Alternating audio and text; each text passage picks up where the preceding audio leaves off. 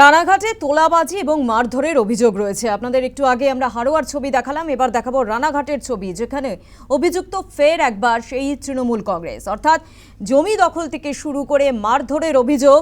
প্রাক্তন উপপ্রধানের বিরুদ্ধে এই অভিযোগ রয়েছে। কাঠগড়ায় প্রাক্তন উপপ্রধান আনন্দ দে পুলিশ সুপারের কাছে ইতিমধ্যেই অভিযোগ এক মহিলার। 2016 সালে জোরপূর্বক 2 কাঠা জমি দখলকৃত জমিতে বেআইনি নির্মাণের অভিযোগ রয়েছে।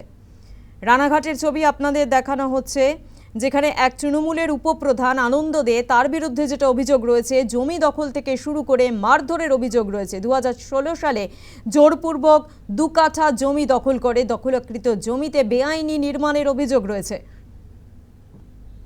এ বিষয় নিয়ে আমাদের আরো বিস্তারিত জানাবে ফোন লাইনে রয়েছে প্রতিনিধি সুমন মজুমদার। সুমন, ঠিক কি অভিযোগ? একদমই অভিযোগ এই প্রাক্তন উপপৌরপ্রধান রানাঘাট পৌরসভা এবং তৃণমূল নেতা আনন্দ দে, তার বিরুদ্ধে যেটা অভিযোগ করেছেন রানাঘাটের বাসিন্দা সুনিতা সাউ। 2016 সালে জোরপূর্বক একেবারেই তাদের 2 কাঠা জমি একেবারেই দখল করে এই আনন্দ দে তার সাগরেদরা, এবং সেখানে বেআইনি নির্মাণ করেছেন। এবং সেই সময় তিনি পুলিশ অভিযোগ জানালে কোনো সুরাহা হয়নি, কারণ যেহেতু শাসক দলের নেতা এবং তাই তাদের পরিবারকেও মারধর করা হয় এবং তারা ভয়ে অন্যত্র চলে যান।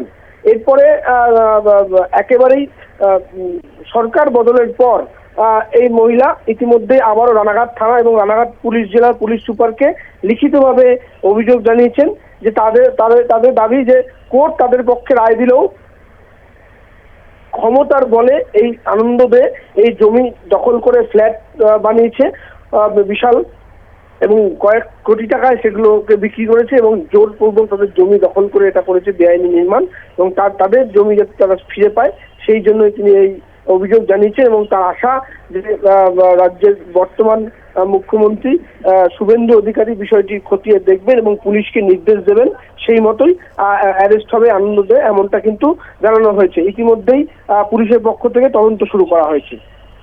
ধন্যবাদ সুমন।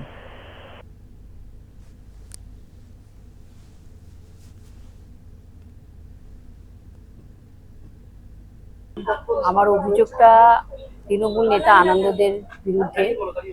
উনি আমাদের জমি যেভাবে আনলিগাল কনস্ট্রাকশন করেছেন, এবং আমি থানাতে এফআইআর দিতে গেলে থানায় এফআইআর নেয়নি।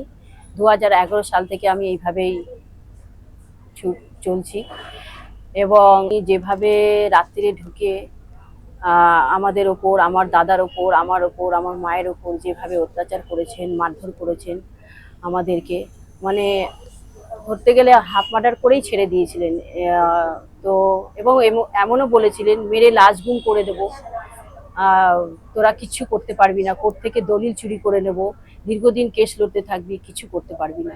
তো আমি চাইছি এইগুলো,